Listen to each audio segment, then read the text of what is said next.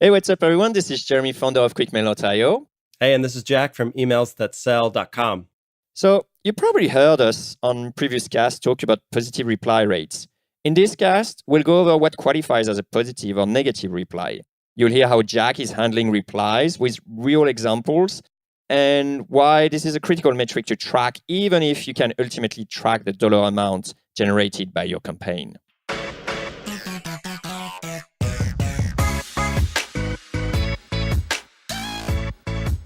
All right, so this week while redesigning my software, Jack, I revisited labeling conversation as positive or negative, and I found there were some gray areas that I needed to get clarity on.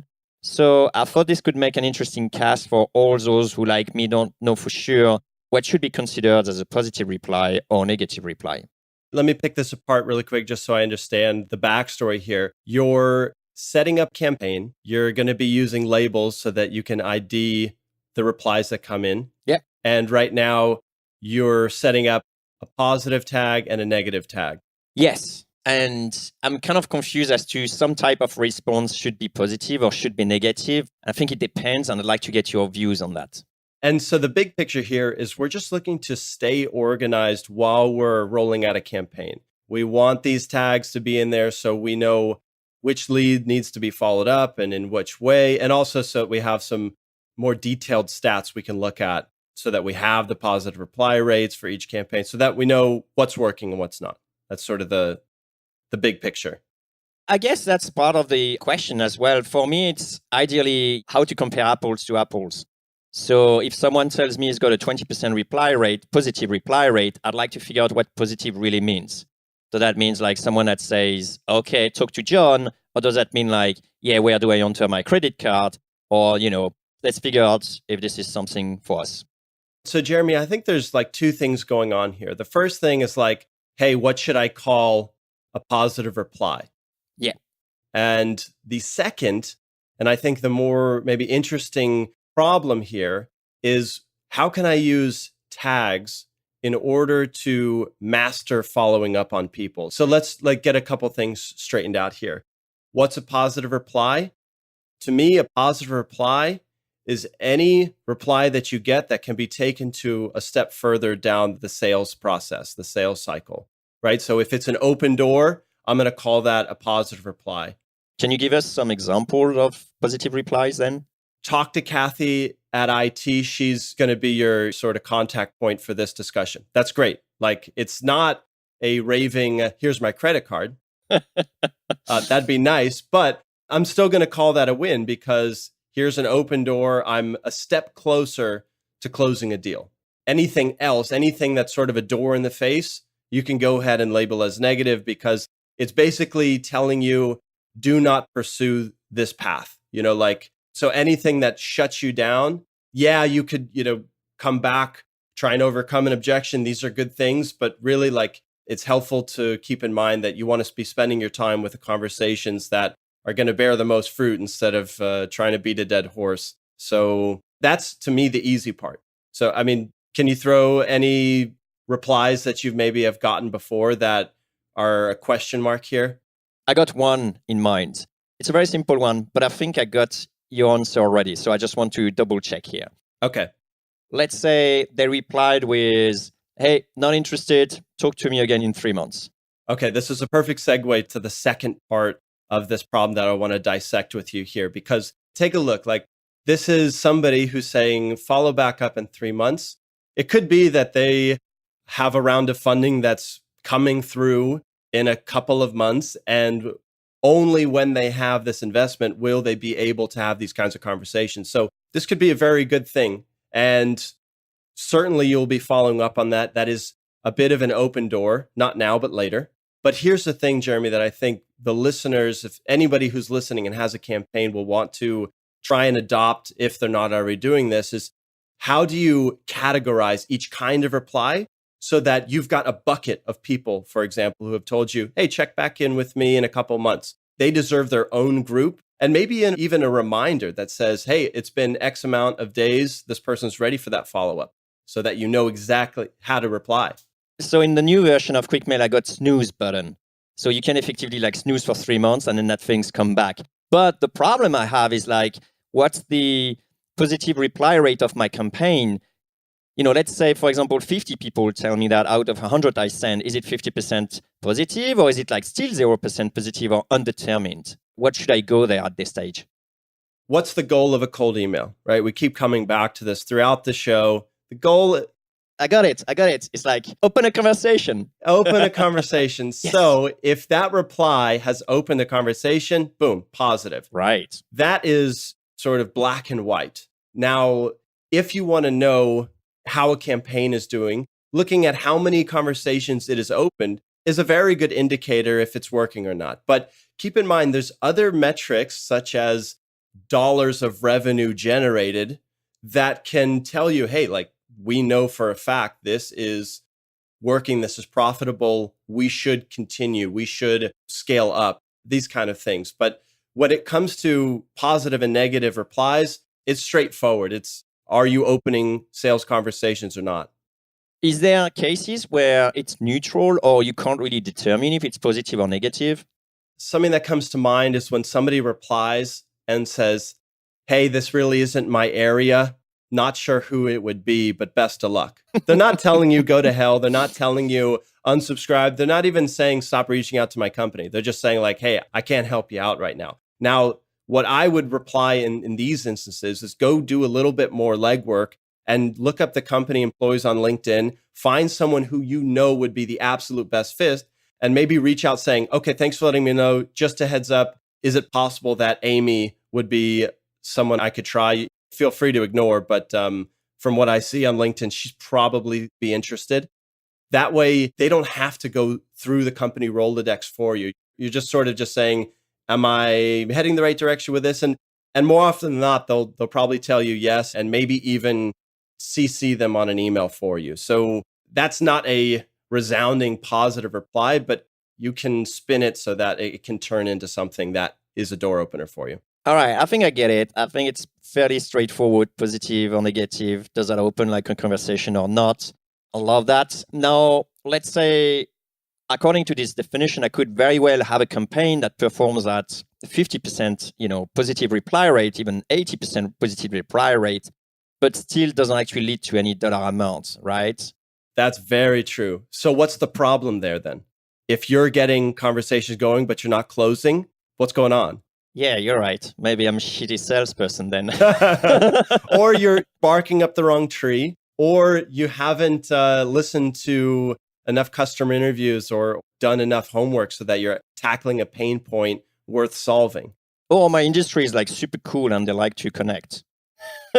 That could be it too. I think there was a few cases like that in, I want to say, Denmark. People were very quick to reply, even like very politely. And I think I've heard people tell me in Denmark, for some reason, they'll take calls, even if it's not that great of a fit. And they may not lead anywhere, but you and I still might classify that as positive. But at the end of the day, something's wrong. If you're talking to the right people and you're not making sales or you're not hitting that end goal, something's wrong. And I'll tell you, it's probably not cold email. Let's imagine then we got this 80% positive reply rate. I'm the CEO of a company. My SDR is coming up with 80% reply rate, but still, we don't have any money. What are the sort of thing that I could look at to sort of like investigate further without necessarily spending too much time or effort? This is a very scary scenario, Jeremy. Why? Because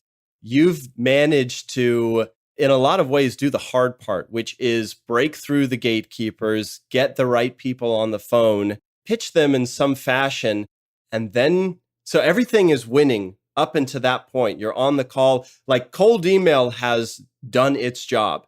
And at this point, if you're not closing, if you're not converting calls into sales, there's a big problem with marketing. There's a problem with product market fit. These are things that can sometimes take a lot of time to rework. I think you and I have spoken about this before, Jeremy, where it's like, once you have achieved this product fit, things become very easy once you get people on the phone with you. I think you were telling me like just simply bringing up the problem and this new way that you've been able to solve it. Sometimes that's all you need before you get someone to say like, okay, yeah, like how much does it cost? Like, can Can you send me like an invoice for that? What do I do then with my SDR? He's performing but not performing. I would say put the brakes on, because there's an assumption that someone has made at the company that said, if we can just secure meetings with these kinds of people at these kinds of companies, we're going to be hitting these sales numbers. And I would say give that SDR like a thumbs up for securing meetings and starting those conversations. But it was almost like that SDR had done an excellent job running down the wrong path. Right. And that path was laid out by somebody else in the company. So I would pause all efforts into cold email outreach and instead take a hard look at the current customers. Find out where the difference is. Are you reaching out to people with enough budget? Do they share the same pain points? Are they like close enough related to your existing customers? My gut tells me that probably not. Maybe you're taking a risk and you're tackling a new market that can't justify the purchase like another market could. So just going back to basics, and instead of thinking scale, just see if you can convert one person from that industry that you want to go after, even if it's through the old-fashioned way of like mutual introduction or a face-to-face meeting. What's the typical, I think you mentioned that in one of our previous casts, but I think it's a good reminder here. What's a typical positive to negative ratio I should expect for a campaign to be not necessarily worth it, because at the end of the day, it's a dollar amount, but in order to be considered as, something worth carrying on or working, basically? I like to shoot for half. So that's pretty conservative. If you can get half of your list that write back positively, that tells me you're taking a decent approach with a decent list. So something you're doing is correct, but there are still going to be ways that you can improve that number, sweeten the deal, so to speak. And anything below that, just be careful, because you're going to maybe have some deliverability issues if most of the people receiving your emails aren't happy to hear from you. It's not good for deliverability. It's not really what you want for your campaign. But I think you nailed it when you mentioned that a successful campaign, more often than not, comes down to the dollar amount generated. And sometimes there's people listening right now that know in their heads, if they just secured one deal from their cold email campaign, it's justified 100 times over. And so they're sort of allowed to receive 99 no's to one yes if you know you're in that kind of boat. But again, use this 50% benchmark as like, am I taking the right approach, and do I have the right people on my list? Let's do a rapid fire. I'm going to shoot at you a few of replies, and you're just going to say like positive, negative. Let's go. Can't look at it today, maybe next week. Perfect. That's an invitation to follow up next week. Positive. I don't know if our company is doing that. Ooh, that's a good one, Jeremy. So it's not a hell of a lead here, but this is a kind of response that you might be able to follow up and obviously thank him for getting back to you, and maybe trying that thing that we talked about earlier where it's like, hey, thanks for letting me know. I just took a deeper look into the staff on your team, and maybe this person might be able to point me in the right direction, ? And see if that leads somewhere. So just notice, like, as a salesperson, we're constantly looking for a way to get our foot in the door, and we're not always great at hearing no. So there's very few instances, Jeremy, where we're going to run through some like borderline responses, and I'll say, yeah, this is going to lead nowhere, because even a no can be followed up on and turned into a yes with a little bit of perseverance and salesmanship. But notice, I'm just looking to see, is there a way that I could possibly approach this company to close the sale one day? And in fact, I tell my team, like, I have people at my agency who like go through all of our inboxes, and they'll mark positive and negative, and their instructions are, if the reply could somehow lead to a sale one day, then it is positive. Otherwise, it's negative. If it's a door closed, it's negative. So what's this one? Positive or negative? Which button do I press? So I'm going to say, okay. All right. Let me introduce one new concept we haven't talked about here. So my team has instructions. Their instruction is you can market a number of things, but 3 of them are positive, negative, and neutral. Neutral means like, gosh, we can't really do anything with this particular individual, but we're still going to try reaching out to that company. Maybe we'll try somebody new, but it doesn't mean that we should shut down all efforts and close their file. So I would probably mark this as neutral. And I know that may introduce like a new sort of wrench in the equation here, but you may want a neutral tag. All right, neutral it is. Where did you get my email? I actually love these. I've had people who wrote me that and simply saying like, hey, happy to help. Like, I found your email here, and then I used this tool in order to find it, and just be like super transparent. Sometimes that's all people want to know. And they say like, oh, wow, I had no idea that tool was around. Interesting. I've bookmarked it. And by the way, your answer is XYZ. That happens. Like I've since started to include like sometimes how we found their email in a PS. But Jack, this is a rapid fire. It's a positive or negative? What do I do now? this is neutral. It's neutral. It's that's a great tag because like a negative means stop following up. A positive means doors open, pursue. And a neutral is like, okay, the company's still open to hearing from you, but this individual is a dead end. So how about you say undetermined? Or instead of neutral? Yeah. Preference. I like neutral because it Damn. you know, like it's a car, you know, go forward, All right. stop, whatever. Okay. We're already using one of your competitor and we're happy with it. Ooh, that's negative. Oh, is it? Yeah, I'm not going down that road. They're happy and they've got a competitor. But one thing that does tell you is that's the perfect company for you to reach out to. Oh, I love it. Yeah. I love it. All right. Not interested. Negative. Boom. Okay. Unsubscribe. Take a hike. All these negative. Yeah. But something else to keep in mind is like, is this individual not interested from hearing you, or is the company itself? And that's a huge distinction. Stop contacting us. Boom. Negative. And hopefully you're using workflows in QuickMail so that you can add them to a particular label, and that'll put them on the DNC, like the do not contact. That's beautiful. Yes. Love it. Yeah, that's still. Let's do maybe one more, and then I want to introduce one more concept. How much does it cost? Oh, I love it. Great pricing question. Positive, positive, positive. Everything should be lighting up green on your dashboard there.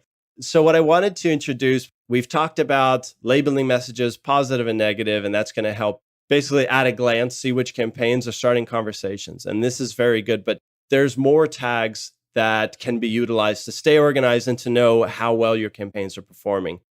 It was mentioned a little bit earlier in the cast, but think about this, like going beyond just positive and negative labels. You can also say there's a label for people who had said no for now, but check back in a couple months. So that's like, we'll call them the no for now group. So follow up later. There's people who may have pricing questions, and these you could call like red hot leads to pick up the phone and call them. And maybe there's another common reply that says, oh gosh, this isn't in my domain, but you're going to want to speak to Heather. So you could call that bucket a referral group. And all of these different categories, you'll notice, keep coming up time and again throughout a campaign. And you can eventually, create some labels here so you can take a look at each step of the sales cycle. So, okay, so we got a referral here. That referral ended up booking a meeting. So if someone says, sure, I'm free next Tuesday, you can move them to a phone meeting group so that you've got like more granular stats. So you can see maybe not how many positive and negative replies you got, but also how many phone calls you were able to set up with this campaign. And that's just going to let you follow up on leads way more intelligently and with more clarity, and also know with better detail how your campaigns are performing. Can I play the devil advocate for a second? Yeah, let's go for it. We both agree that at the end of the day, even a positive campaign may actually flop because you're not bringing enough money with it. Right. So a natural question will be, then why tracking positive reply rate in this case? Why not just track appointments at the end, number of meetings booked, number of new connections, whatever final results, versus spending time on neutral, positive or negative reply rate? Great question. In other words, why not just put a dollar amount of sales generated as the metric for each campaign instead of anything else, right? Instead of positive, negative, that could be misleading. So if you can track by revenue generated, that's the ultimate metric, and that should trump anything else to tell you whether to pursue the outreach or not. The problem is, what are you going to do on week 3 when you've been rolling this out for maybe 150 new prospects, and you're trying to figure out if you should bring on a new SDR to really ramp things up? or maybe scale back because this cold email thing isn't for your company. So what positive and negative is going to do is going to allow you to have a real time, so to speak, progress report on your emails, so that though it's not going to be as accurate and telling as revenue generated, you'll know if things are moving the right direction or not. And also keep in mind that if you're not tracking whether you're getting positive replies, these conversations started, the sales process could be failing somewhere else, so that you won't know exactly what process to blame to account for the lack of sales that you expected. So tracking each step along the way. So for example, you've got an assumption that says, can we use cold email to generate sales calls? And then you have another assumption. Once we have sales calls going on, can we have people close the deal? And so you've got some like links in this process, and you can just find out the step that it's broken and then go to work repairing it, rethinking things so that one step, that bottleneck, is improved. And so you basically diagnose where your sales process is missing out on. Right. What you're saying is the SDR may be doing a fantastic job while the closer may actually be doing a terrible job. There you go. And the positive reply will just help you just sort of monitor the health, let's say, of your outreach campaign. Awesome. Unlike in real time, which is probably the big benefit here. But last thing here, track them both. That's going to give you real time, like update what's going on. And then also maybe quarterly, you'll have revenue numbers that you can look at. And you can see maybe 3 months after the fact, okay, now let's use this golden metric to determine how to carry on. Awesome. So Jeremy, let's wrap things up here with a little takeaway. When you're going through your replies, if a message opens a door for you so that one day you might be able to close the sale, then it's positive. Everything else you can label as negative, and that's going to give you a nice positive reply rate that you can look at. But like Jeremy said earlier, it's more than just positive reply rate to determine if a campaign is working for your company. This is dollars generated. This is sales calls created, booked, more stats behind it. But as far as positive reply rates go, this is going to get you there and on your way. Thanks, Jack. Awesome. Awesome, Jeremy. See ya. A few takeaways from today's episode. First, if a reply opens a sales conversation, it's positive, period. Next, keeping track of metrics beyond positive or negative, like number of meetings booked or deals won, is going to give you more clarity on your campaign's ultimate performance. Next, aim for 50% or better reply ratio. A couple more. Ultimately, it's the profit generated that's going to be the golden metric for any outreach effort.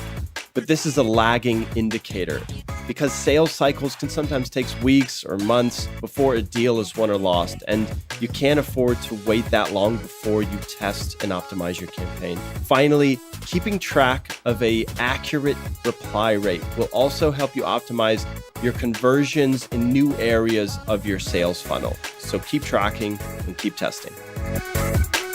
Hey, cold emailer. Yeah, you.